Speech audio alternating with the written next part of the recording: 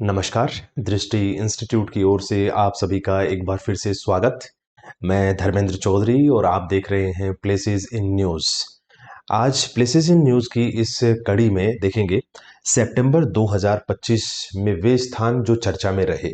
आइए सबसे पहले देखते हैं कौन कौन से वो स्थान हैं जो आज की इस श्रृंखला में हम चर्चा करने वाले हैं। बलूचिस्तान। बलूचिस्तान पाकिस्तान का एक सबसे बड़ा राज्य कह सकते हैं। दक्षिण पश्चिमी भाग में अवस्थित है। यहाँ कई बम विस्फोट हुए और क्या घटना थी इस पर चर्चा करेंगे आज। सेशल्स जो हिंद महासागर का एक स्वतंत्र देश है, यहाँ भारतीय नौसेना ने पहला प्रशिक्षण स्क्वाड्रोन पोर्ट विक्टोरिया भेजा। इस पर चर्चा करेंगे। सेशल्स पर चर्चा करेंगे। कहाँ है ये है? वेनेजुएला दक्षिण अमेरिका का एक देश जहां संयुक्त राज्य अमेरिका ने उस देश के ऊपर आरोप लगाया है कि वे तस्करी करते हैं कुछ ऐसे नशीले पदार्थों की जो अमेरिका में क्षति पहुंचा रहे हैं, और उन्होंने प्यूर्टो रिको में 10 F-35 लड़ाकू विमान भी अपने तैनात किए हैं। इस पर चर्चा करेंगे। माचू पिचू पेरू का एक स्थान जो एंडीज पर्वतमाला में है, यहां पर स्थानीय लोगों ने बहुत सारा विरोध प्रदर्शन किया। इस पर चर्चा करेंगे। इसके अतिरिक्त हम चर्चा करेंगे भूटान पर, जहां भारत सरकार ने भूटान को पहली रेल सेवा प्रदान की है। इसके अतिरिक्त एस्टोनिया यूरोप का एक देश बाल्टिक सागर के तट पर, यहां पर रूस के मिग-31 लड़ाकू विमानों ने इसके वायुसेना क्षेत्र को 2 बार भेदा या फिर उसके वायुसेना क्षेत्र में प्रवेश किया। तो इस पर भी चर्चा करेंगे। आइए इन एक एक स्थानों के विषय में थोड़ी सी विस्तार से जानने की कोशिश करते हैं कि आखिर ये स्थान क्यों चर्चा में रहे। सबसे पहले बलूचिस्तान की बात करते हैं। बलूचिस्तान में बहुत सारे बम विस्फोट हुए, खासकर जो क्वेटा में फ्रंटियर कोर मुख्यालय है उसके बाहर भी एक आत्मघाती हमला हुआ, जिससे यह स्थान चर्चा में आ गया। पिछले कई वर्षों से यहाँ जो विद्रोही संगठन है बलूच आर्मी, ये विरोध प्रदर्शन कर रहे हैं और पाकिस्तान की सेनाएं यहाँ पर अत्याचार करती रहती हैं, मानवाधिकार का हनन होता रहता है। बलूचिस्तान के विषय में थोड़ा सा और विस्तार से जानते हैं कि आखिर यहाँ पर ये सब कुछ क्यों हो रहा है, बलूचिस्तान कहाँ है और इसका हमारे लिए क्या महत्व है। इन सब बातों पर चर्चा करते हैं। देखिए, सबसे पहले अगर हम देखें तो बलूचिस्तान पाकिस्तान के सबसे बड़े राज्य है। यह है अफगानिस्तान, ईरान और पाकिस्तान के साथ, तीनों के साथ तो सीमा बनाता ही है। बलूचिस्तान जो है यह अरब सागर का तटवर्ती भी है। ये जो बलूचिस्तान क्षेत्र है यह टेक्टोनिक प्लेट सीमाओं पर भी अवस्थित है। अरेबियन प्लेट सीमा, यूरेशियन प्लेट सीमा और भारतीय और ऑस्ट्रेलियन जो प्लेट सीमा है, इनका जो सीमा त्रिकोण है बिल्कुल वहीं पर बलूचिस्तान अवस्थित है, इसलिए यह भूकंपीय घटनाओं से भी प्रभावित रहता है। इसके अतिरिक्त बलूचिस्तान की राजनीति देखें तो जैसा कि मैंने आपको कहा कि यह पाकिस्तान का सबसे बड़ा स्टेट है। पाकिस्तान का लगभग 44% जो हिस्सा है, भौगोलिक क्षेत्रफल है, वो इसी के अंतर्गत आता है। और ऐसा ही हम कह सकते हैं कि बलूचिस्तान का जो मूल भाग था वो वर्तमान में 3 देशों के अंदर विभाजित हो रखा है। इसका सबसे बड़ा भाग पाकिस्तान के अंदर ही है, लगभग 44% के आसपास। अन्य जो देश अगर हम कहें तो यह ईरान के अंदर भी है और अफगानिस्तान के अंदर भी फैला हुआ है।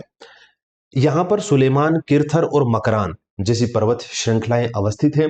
इसके अतिरिक्त इसकी तटरेखा जो अरब सागर के साथ लगती है वो 760 किलोमीटर लंबी है, जिसे मकरान तट कहते हैं। और यहाँ पर चीन ने एक बंदरगाह डेवलप कर रखा है जिसे हम कहते हैं ग्वादर बंदरगाह। यह ग्वादर बंदरगाह सीधा जो चीन से एक व्यापारिक कनेक्टिविटी है, जिसको हम चीन पाकिस्तान आर्थिक गलियारा कहते हैं, चाइना पाकिस्तान इकोनॉमिक कॉरिडोर, वो हमारे पीओके वाले भाग से होता हुआ पाकिस्तान के अंदर से होता हुआ और इस बलूचिस्तान वाले क्षेत्र से ग्वादर बंदरगाह तक जाता है, जहां से चीन बहुत सारे खनिज पदार्थ और बहुत सारी चीजें जो बेचने वाली होती है या खरीदने वाली होती है वो व्यापार करता है। अब बलूच लोग कहते हैं कि ये हमारे विदेशी कब्जा है एक तरीके से, और हमारी जो जनांकिकी है यहाँ की उसमें बदलाव करने की कोशिश कर रहा है। चीन एक प्रकार से पाकिस्तान को दबाव में लेके यहाँ पर अपना आधिपत्य करना चाहता है, तो इसका भी एक विरोध रहा है। यहाँ पर शिक्षा बहुत कम है, गरीबी बहुत ज्यादा है, जबकि कहा जाता है कि बलूचिस्तान ही वो क्षेत्र है जहां से पाकिस्तान का 1952 से जहां से गैस खोदी जा रही है, खुदाई हो रही है, निकाली जा रही है सुई क्षेत्र, जो कि पाकिस्तान की ऊर्जा का बहुत बड़ा भाग प्रदान करता है, यानी खनिजों के मामले में यह क्षेत्र बहुत संपन्न है। इसके अतिरिक्त अगर हम बात करें तांबा और सोना, तो यहाँ की चाघी जिले में स्थित जो ये रेकोदिक और सेंदक, जो दुनिया की सबसे बड़ी तांबा और सोने के भंडारों और खदानों के रूप में जाने जाते हैं, वो क्षेत्र यहीं पर है। इसके अलावा विलय का मुद्दा अगर हम देखें कि ये बलूच क्यों विद्रोह करते हैं, तो 1947 में जब भारत और पाकिस्तान अंग्रेजों से आजाद हुए थे, तब बलूचिस्तान पाकिस्तान के साथ नहीं मिलना चाहता था, बल्कि वो भारत के साथ आना चाहता था, या फिर वो चाहते थे कि हम स्वतंत्र रहें। लेकिन पाकिस्तान ने उनके ऊपर अटैक करके उनको अपने अंदर समाहित कर लिया था। तब से ही वहां के जो कल्लत खान शासक हैं, वो अपनी स्वतंत्रता की मांग करते हैं, और तभी से राष्ट्रवादी वहां पर जो लोग हैं वो कहते हैं, बलूच लोग, कि हम स्वतंत्र होना चाहते हैं, पाकिस्तान के साथ नहीं रहना चाहते। खैर बहुत लंबा समय बीत चुका है, लेकिन पाकिस्तान वहां पर ना कोई आर्थिक विकास कर रहा है, ना वहां पर कोई किसी प्रकार की सहायता करता है, शिक्षा की कोई व्यवस्था नहीं है, कोई संस्थान नहीं है वहां पर, स्वास्थ्य की कोई देखभाल नहीं है, तो लोग वहां पर विरोध करते रहते हैं। तो ये विरोध का वहां पर मुख्य कारण है। ठीक है, अगला अगर हम इस से संबंधित एक प्रश्न आपको देना चाहें, जिसका आप उत्तर कमेंट बॉक्स में जरूर कीजिए। यहां पर लिखा है, बलूचिस्तान के संदर्भ में निम्नलिखित पर विचार कीजिए। इसका समुद्र तट अरब सागर के साथ स्थित है। क्या बलूचिस्तान अरब सागर के साथ अपना तट बनाता है? यह एक सक्रिय भूकंप प्लेट सीमा पर स्थित है। टेक्टोनिक प्लेटें यानी विवर्तनिक प्लेटें जहां अपने आप में सीमा निर्धारित करती हैं या बनाती हैं, वे क्षेत्र निश्चित तौर पर भूकंपीय क्षेत्र में आते हैं। तो आपको बताना है क्या ये सही है। यहां प्रमुख गहरे समुद्र वाले बंदरगाह की संरचना मौजूद है। क्या बलूचिस्तान के तट पर गहरा बंदरगाह बनाया जा सकता है? क्या किसी बंदरगाह का हमने जिक्र किया? तो आप देखिए है या नहीं, कौन से इसमें से ठीक हो सकते हैं। अगली चर्चा हम करते हैं सेशल्स के बारे में। सेशल्स में भारतीय नौसेना का पहला प्रशिक्षण स्क्वाड्रोन, जो कि फर्स्ट ट्रेनिंग स्क्वाड्रोन कहलाता है, पोर्ट विक्टोरिया यहां पहुंचा। यह स्क्वाड्रोन युवा प्रतिभाओं को प्रशिक्षण देने के लिए भेजा गया है, जिसमें आईएनएस तीर और आईएनएस शार्दुल और सीजीएस जैसे जहाज शामिल है भारतीय नौसेना के।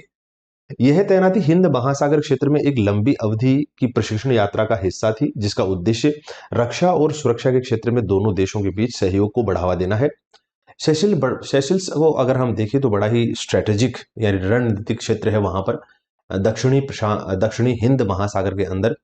तो अगर हम सेशल्स के साथ अच्छे संबंध बनाते हैं, तो जो अफ्रीकी देश हैं उनमें और हिंद महासागर के जो संसाधन हैं उनके अंदर हम अपनी पकड़ बना सकते हैं। तो सेशल्स पर्यटन को लेकर बहुत मशहूर है, भारत के बहुत सारे पर्यटक वहां पर जाते हैं, और बहुत सारी इकोनॉमी हमारी उसके साथ जुड़ी हुई है। तो सेशल्स के साथ हम ये प्रशिक्षण शिविर चला रहे हैं, इसके लिए चर्चा में था ये।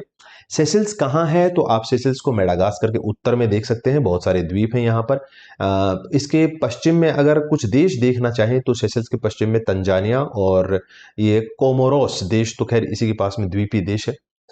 तो सेशल्स यहाँ इंडियन ओशन में।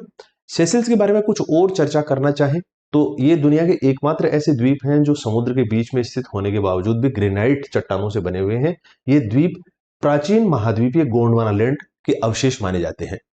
यानी सेशल्स के द्वीपों की विशेषता यह है कि वैसे तो द्वीप महासागर के अंदर जो होते हैं वो या तो ज्वालामुखी द्वीप होते हैं, या फिर जो होते हैं बैसाल्टिक द्वीप होते हैं, यानी ज्वालामुखी से जो लावा निकलता है वो बैसाल्ट जो होता है उसके द्वीप होते हैं। लेकिन ग्रेनाइट जो चट्टानें होती हैं वो महाद्वीपों पर होती हैं।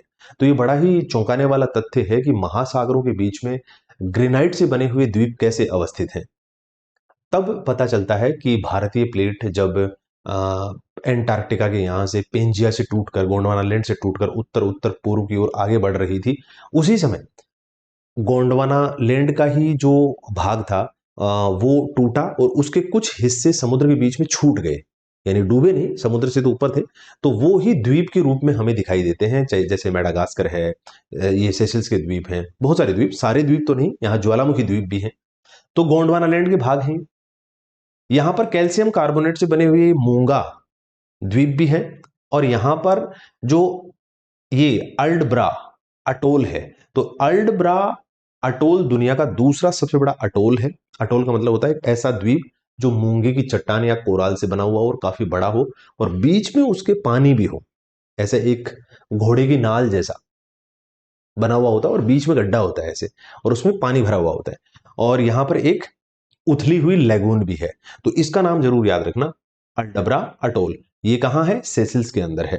विश्व का दूसरा सबसे बड़ा अटोल है, यानी जिसके बीच में जल भी भरा हुआ है, और वो निर्माण कैसे हो रखा है? कोराल या प्रवाल से। इससे संबंधित एक प्रश्न आपके लिए, जिसका उत्तर आप कमेंट बॉक्स में दे सकते हैं। सेसिल्स के बारे में निम्नलिखित कथनों पर विचार कीजिए। इसमें ग्रेनाइटिक महाद्वीपीय द्वीप शामिल हैं। क्या ग्रेनाइट के द्वीप यहां पर हैं? यह हिंद महासागर में स्थित है। यह पूरी तरीके से ज्वालामुखी उत्पत्ति का है। बताना है आपको कि कौन कौन से कथन सेल्सियस के बारे में यहां ठीक है। चलिए अगले स्थान की चर्चा करते हैं। वेनेजुएला, दक्षिण अमेरिका का उत्तरी तट, और काफी चर्चाओं में रहा है। वहां के राष्ट्रपति और उनकी वाइफ को डोनाल्ड ट्रंप और अमेरिका की सेनाओं ने वहां से किडनैप कर लिया है, उठा लिया है और अपने पास रख लिया है। क्या है चर्चा? संयुक्त राज्य अमेरिका ने प्यूर्टो रिको में 10 F-35 लड़ाकू विमान तैनात किए हैं, जो कैरेबियन क्षेत्र में मादक पदार्थों की तस्करी करने वाले गैंग्स, यानी बहुत सारे जो आपराधिक संगठन हैं, उनके खिलाफ अभियान चला रहे हैं, जिसमें संदिग्ध वेनेजुएला नशीले आतंकवादी संगठन भी शामिल हैं। यानी चर्चा में इसलिए रहा कि प्यूर्टो रिको के अंदर, प्यूर्टो रिको वहीं कैरेबियन सागर के अंदर एक देश है, द्वीप है, वहां पर संयुक्त राज्य अमेरिका ने 10 F-35 लड़ाकू विमान तैनात कर दिए। कहा कि अगर इस क्षेत्र से कोई भी नशीले चीजों का व्यापार करेगा या तस्करी करेगा तो हम उसके ऊपर बम गिरा देंगे, उसको फोड़ देंगे। और खासकर उसकी नजर किस पे है? वेनेजुएला के ऊपर। क्यों है, उस पर भी चर्चा करते हैं। इस सैन्य तैनाती और क्षेत्र में अमेरिकी उपस्थिति के बढ़ने से इस क्षेत्र में तनाव बढ़ गया है। खासकर वेनेजुएला के लड़ाकू विमान भी, मतलब इन लड़ाकू विमान और वेनेजुएला के लड़ाकू विमानों के बीच में भी झड़प हुई थी, क्योंकि वे भी अमेरिका के जहाजों के ऊपर मंडराते हुए देखे गए थे, इसलिए वो संकट ज्यादा हुआ। वेनेजुएला कहां है और इसका महत्व क्यों है और अमेरिका इसके पीछे क्यों पड़ा हुआ है, आइए इस पे थोड़ी सी चर्चा करते हैं। वेनेजुएला दक्षिण अमेरिका के उत्तरी तट का एक देश है। यहां की कुछ मुख्य विशेषताएं मैं आपको बता दूं। एक तो यहां पर ये मराकेबो झील है, और एक है ओरिनिको रिवर। ये ओरिनिको रिवर और मराकेबो झील, ये दोनों, ये क्षेत्र जो है, यहां पर विश्व के सबसे बड़े खनिज तेल के भंडार हैं। यानी विश्व में इतने बड़े खनिज तेल के भंडार और कहीं नहीं है जितने बड़े खनिज तेल के भंडार वेनेजुएला के अंदर है। अब अमेरिका की सीधी नजर इसी चीज पर है कि वेनेजुएला को किसी भी प्रकार से बदनाम किया जाए और अमेरिका उसके संसाधनों, खासकर खनिज संसाधनों पर अपना अधिकार जमा ले, जो जमा चुका है। ठीक है, तो उसके राष्ट्रपति को वहां से उठा लिया सब कुछ। तो इस ओरेनिको नदी घाटी की बात करेंगे। ये अटलांटिक महासागर में गिरती है। कैरेबियन सी जो है अटलांटिक महासागर का भाग है। ओरेनिको झील भी बिल्कुल इसी तट के सहारे ही यहाँ पर बड़ी सी झील है। ठीक है, उत्तर पश्चिमी वेनेजुएला के अंदर। वेनेजुएला की और बात करें तो वेनेजुएला में विश्व का सबसे ऊंचा जलप्रपात एंजिल जलप्रपात है, जो इसी ओरिनिको नदी की सहायक नदी है, एक कैरो नदी। तो इस कैरो नदी के मार्ग में विश्व का सबसे ऊंचा जलप्रपात है एंजिल जलप्रपात। एंजिल जलप्रपात 979 मीटर ऊंचा है, इतनी ऊपर से जल गिरता है, तो यह विश्व का सबसे ऊंचा जलप्रपात बन जाता है।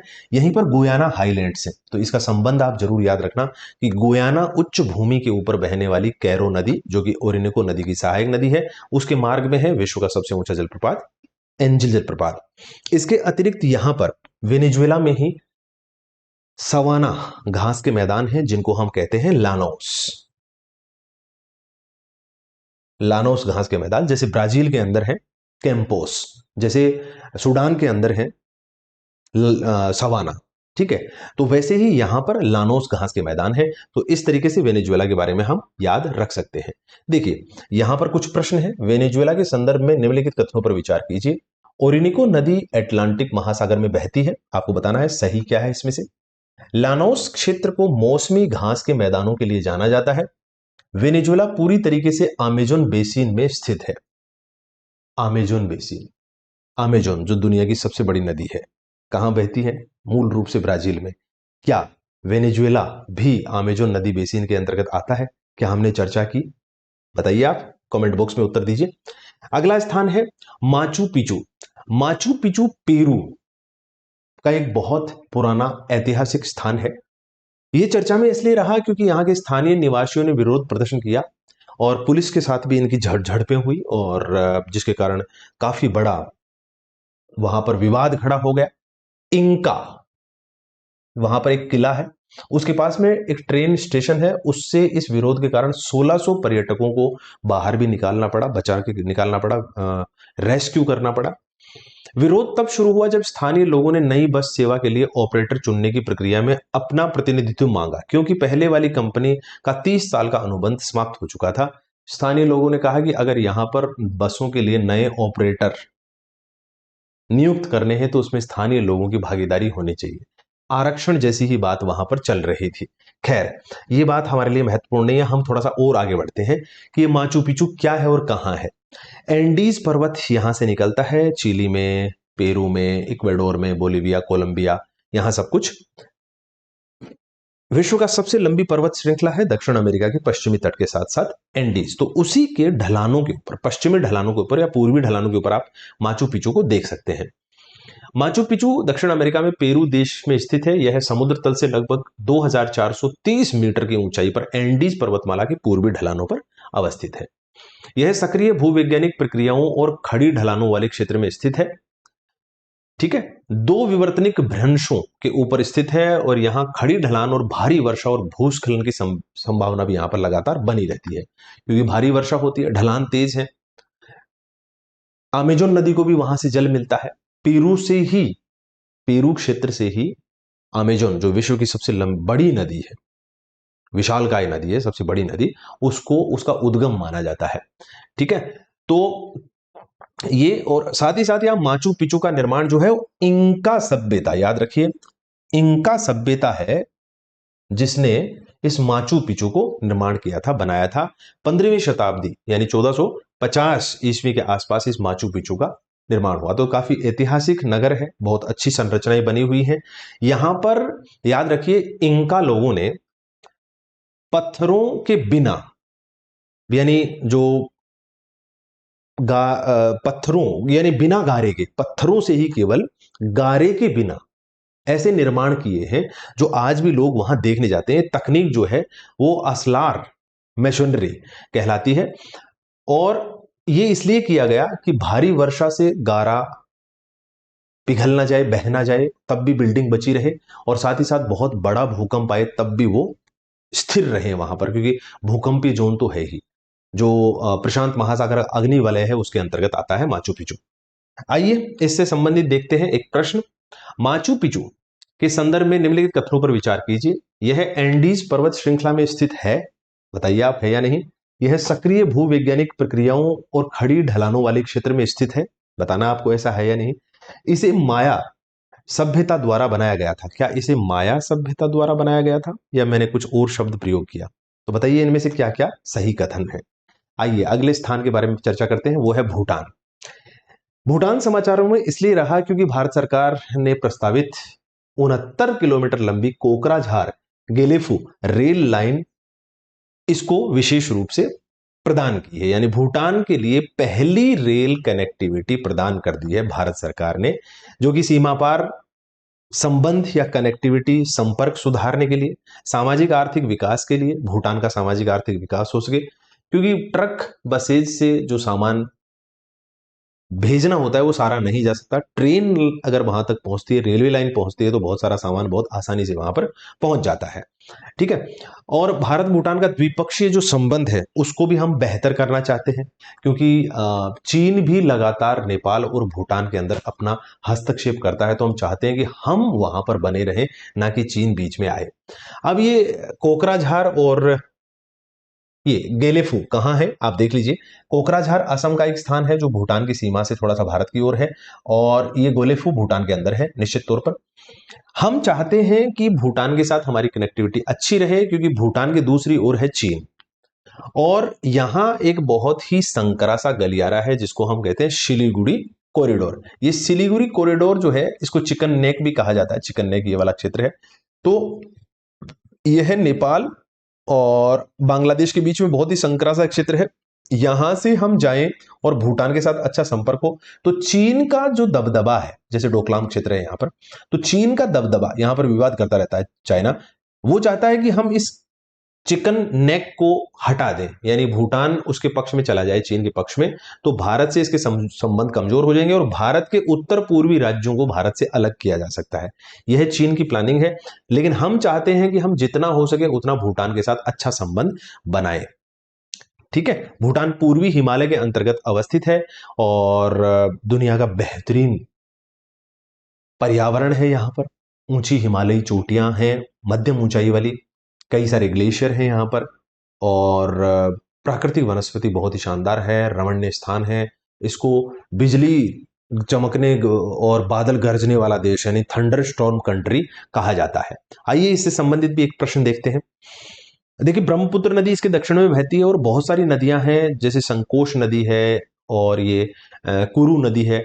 ऐसी नदियां भूटान के अंदर से ही आती हैं और ब्रह्मपुत्र में आकर असम के अंदर मिलती हैं। इससे संबंधित एक प्रश्न देखते हैं।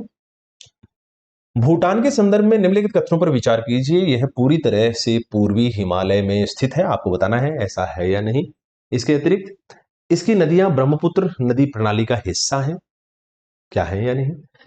यह नेपाल और चीन के साथ सीमा साझा करता है, क्या भूटान नेपाल के साथ और चीन के साथ सीमा साझा करता है, क्या नेपाल और भूटान के बीच में कुछ है या नहीं। आप बताइए, कमेंट बॉक्स में अपना उत्तर जरूर दीजिए। चलिए अगले स्थान के बारे में देखते हैं, एस्टोनिया। एस्टोनिया बाल्टिक सागर के तट पर जो बाल्टिक देश है, एस्टोनिया, लाटविया और लिथुआनिया, जो कभी रूस के ही भाग थे, यूएसएसआर के भाग, सोवियत रूस के, वो रूस से अलग हो गए थे। और वहां पर चर्चा इसलिए है, ये स्थान चर्चा में इसलिए है क्योंकि रूस ने मिग 31 लड़ाकू विमानों से एस्टोनिया की वायु क्षेत्र, वायु सीमा को पार किया, जिसके कारण एस्टोनिया ने नाटो सदस्य देशों में परामर्श किया। नाटो, नॉर्थ एटलांटिक जो ट्रीटी ऑर्गेनाइजेशन कंट्रीज हैं, जो उधर कनाडा वगैरह हैं, संयुक्त राज्य अमेरिका है, इधर यूरोपियन कंट्री के देश हैं, यूरोपियन देश हैं, तो वो सारे मिलकर नाटो कहलाते हैं। अब अगर नाटो देशों में से किसी भी एक देश के ऊपर कोई दूसरा देश संकट उत्पन्न करता है तो सारे मिलकर उसका प्रतिकार कर सकते हैं। तो एस्टोनिया ने भी वहां चर्चा करने का मांगा। अब ये चर्चा किसके अंतर्गत होती है, ये बड़ी बात मानी जाती है कि नाटो देश सारे मिलकर किसी देश के विरुद्ध चर्चा करें। इसका अर्थ है कि उस देश ने सभी नाटो देशों को चुनौती दी है। तो रूस ने चुनौती दी, बिल्कुल। एस्टोनिया की सरकार ने नाटो संधि के अनुच्छेद 4 का हवाला दिया, जो सुरक्षा के खतरे पर परामर्श शुरू करने का प्रावधान करता है। यह इस महीने का दूसरा मौका था जब रूस की उकसावे वाली गतिविधियों के कारण नाटो ने परामर्श शुरू किया। यानी रूस ने दो जगह, एस्टोनिया में और एक दूसरी जगह, नाटो देशों की वायु क्षेत्र में प्रवेश किया, यानी वायु क्षेत्र को की सीमा को पार किया। और इस अनुच्छेद 4 यानी जो नाटो संधि है उसके अनुच्छेद 4 के अनुसार वहां पर 2 बार चर्चा हुई या विमर्श हुआ, परिचर्चा हुई। देखिए एस्टोनिया कहां है, इसको जरा देख लेते हैं। एस्टोनिया रूस से सीमा साझा करता है, एस्टोनिया लाटविया से सीमा साझा करता है और बाल्टिक सागर के तट पर है। यहां पर है बाल्टिक सागर। इसके अतिरिक्त अगर हम थोड़ा सा इसको जूम करके देखें तो एस्टोनिया कुछ यहां पर है। एस्टोनिया, लाटविया और लिथुआनिया, ये तीनों देश बाल्टिक सागर के तट पर हैं। बाल्टिक सागर ये वाला जलीय भाग है और इन तीनों को कहा जाता है बाल्टिक कंट्री। इसके अतिरिक्त यहां एक छोटा सा भाग और है। ये भाग जो है वो वैसे इस रूस से कटा हुआ है, लेकिन याद रखिए रूस भी बाल्टिक सागर से यहां से तो तट बनाता ही है, बल्कि लाटविया, लिथुआनिया और एस्टोनिया के नीचे दक्षिण में भी पोलैंड के साथ भी सीमा बनाता है रूस, जो सच में वैसे दिखाई देता नहीं है। एस्टोनिया फिनलैंड के साथ सीमा नहीं बनाता है क्योंकि यहां एक जलीय भाग है। यहां पर बाल्टिक सागर है, बाल्टिक सागर के साथ साथ इस खाड़ी को कहा जाता है बोथनिया की खाड़ी। ठीक है, बोथनिया की खाड़ी, यहां उत्तरी सागर है। तो यहां पर ये बाल्टिक कंट्रीज, इनको कहा जाता है Scandinavian countries, Norway, Sweden, Finland को इसको कहा जाता है स्कैंडिनेवियाई प्रायद्वीप, जिसमें नॉर्वे और स्वीडन है। वैसे स्कैंडिनेवियन कंट्रीज 5 हैं, नॉर्वे, स्वीडन, फिनलैंड, डेनमार्क और यहां पर है आइसलैंड। ये पांचों देशों को मिलाकर कहा जाता है स्कैंडिनेवियन कंट्रीज, और इनको कहा जाता है बाल्टिक देश। आइए इससे संबंधित भी एक प्रश्न देखते हैं। एस्टोनिया के संदर्भ में निम्नलिखित कथनों पर विचार कीजिए। यह बाल्टिक सागर के किनारे स्थित है, आपको बताना है। दूसरा कथन है यह फिनलैंड के साथ सीमा साझा करता है, अभी मैंने आपको बताया। यह रूस के साथ सीमा साझा करता है। तो तीनों कथनों को देखिए कौन कौन से सही है, आपको बताना है। कमेंट बॉक्स में अपना उत्तर जरूर दीजिए।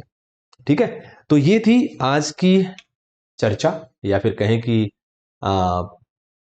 जो प्लेसेस खबरों में थे उनसे संबंधित चर्चा।